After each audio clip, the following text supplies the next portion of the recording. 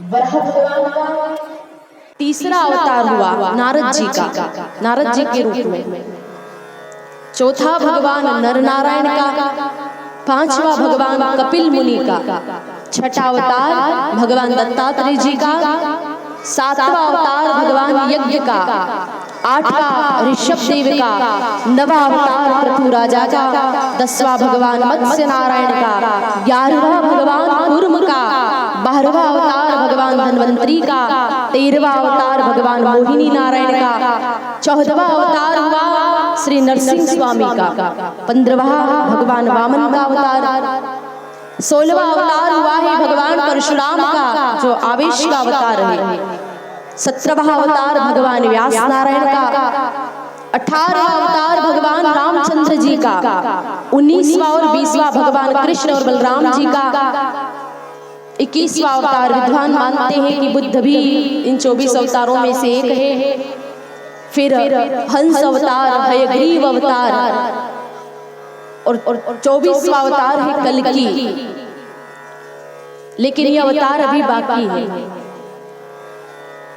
कलयुग के अंत में धर्म की स्थापना के लिए भगवान कल्कि अवतार धारण करेंगे और पुनः धर्म की स्थापना करेंगे। तो यहाँ ये केवल संक्षिप्त में प्रसंग बताया, विस्तार से आगे कथा आएगी। इन अवतारों की कथा सुनने से मन शुद्ध होता है, इसलिए कथा को प्रेम से सुनना चाहिए।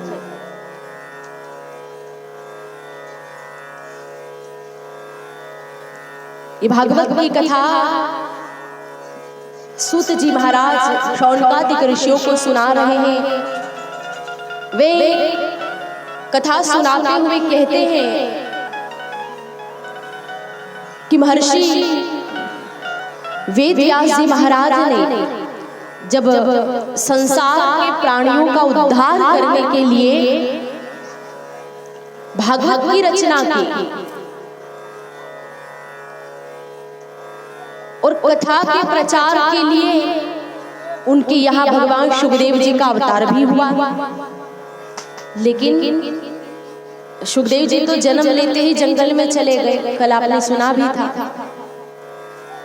जब सुखदेव जी वन में चले गए तो व्यास जी सोचने लगे कि कथा का प्रचार कैसे होगा। मेरा पुत्र तो वन में, वह अगर घर आए, कथा सीखे, कथा सुने, तभी संसार में इस कथा का प्रचार हो सकता है। उनको घर बुलाए तो कैसे बुलाए?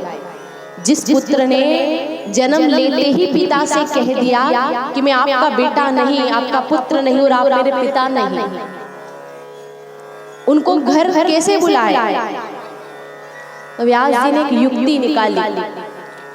उनके जैमिनी आदि कुछ शिष्य थे, तो उन्होंने उन शिष्यों को भागवत जी के श्लोक पढ़ाए और कहा कि तुम जंगल में जाओ, वहां अगर कहीं मेरा बेटा सुखदेव तुम्हें दिखाई दे तो तुम उसे सुना सुना करके भागवत के श्लोक बोलना।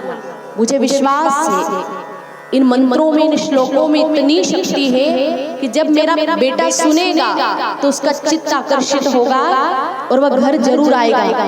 तो तुम जाओ वन में। बड़े सुंदर श्लोक उन शिष्यों को पढ़ा दिए। गए शिष्य वन में, वहां दर्शन हुआ सुखदेव जी का। बैठे थे एक वृक्ष के नीचे, ध्यान करने की तैयारी में लगे थे। शिष्यों ने सोचा कि श्लोक बोल देना चाहिए, अगर देर हो गई, ये ध्यान में बैठ गए तो श्लोक सुन नहीं पाएंगे। तुरंत श्लोक गाना आरंभ किया। 2 श्लोक बोले। पहला श्लोक भगवान के स्वरूप का वर्णन करता है और दूसरा श्लोक भगवान के स्वभाव का वर्णन करता है। ईश्वर का स्वरूप भी सुंदर है और उनका स्वभाव भी अति सुंदर है, दोनों मंगलमय। तो पहला श्लोक बोला है, बरहा पीडम नटवर वपुः कर्णयो कर्णिकारं विभ्रदवासः कनक कपीशं वैजयन्तीं च मालां रन्ध्रान् वेणुर्धर सूदया पूरयन् गोपवृन्दे वृन्दारण्यं स्वपदरमणं प्राविशत् गीतकीर्तिः।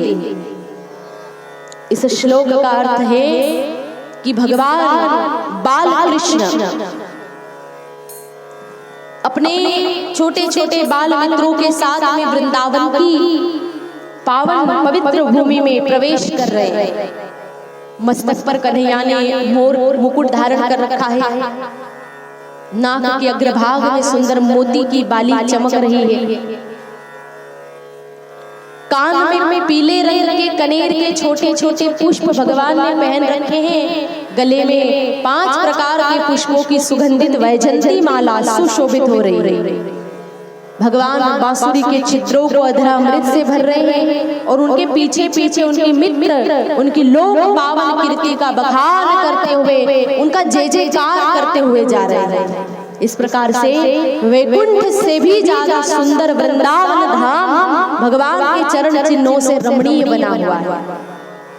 इस श्लोक का कितना सुंदर अर्थ, कितना अद्भुत वर्णन हुआ कि भगवान का स्वरूप कितना सुंदर है।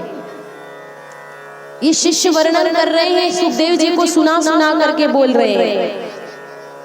अद्भुत छवि है भगवान की, और भागवत में समय समय पर भगवान के सुंदर रूप का वर्णन किया गया है। कितने सुंदर भगवान, और कन्हैया के साथ में अगर राधा रानी आ जाए तो फिर कहना ही क्या है। बड़ी सुंदर अद्भुत जोड़ी है, दोनों का रूप बड़ा सुंदर है। मंगलमय स्वरूप भी भगवान का और मंगलमय स्वभाव भी है। आइए, बड़ा सुंदर भाव है भगवान के चरणों में समर्पित करते हुए। मेरो कान्हा गुलाब को फूल, किशोरी मेरी कुसुम कली। मेरो कान्हा गुलाब को फूल, किशोरी मेरी कुसुम कली। मेरो कान्हा गुलाब को फूल, किशोरी मेरी कुसुम कली।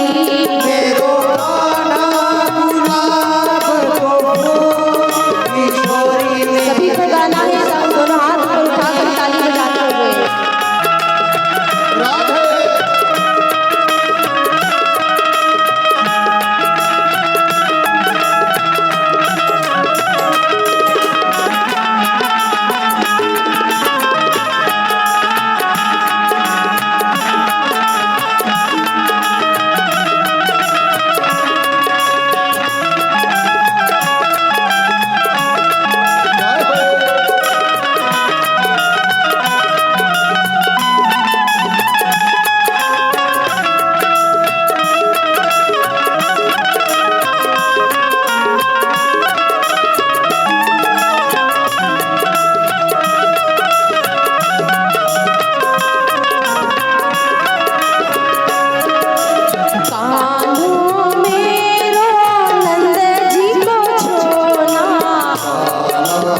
मेरो